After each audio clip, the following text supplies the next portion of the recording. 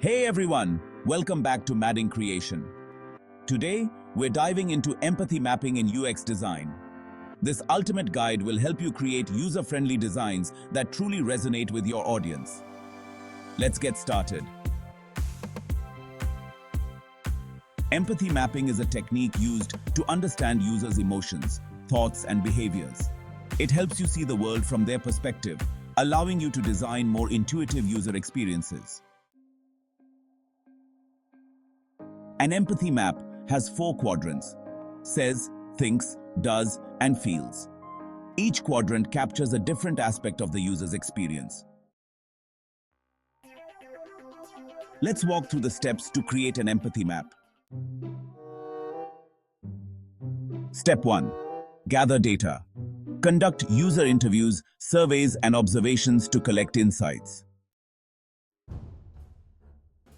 Step 2. Assemble your team. Empathy mapping is best done collaboratively with designers, researchers, and stakeholders. Step 3. Fill out the empathy map. Use your data to fill out each quadrant with actual quotes and observations. Step 4. Analyze and identify patterns. Look for common themes and insights across the quadrants. Step 5. Apply insights to design.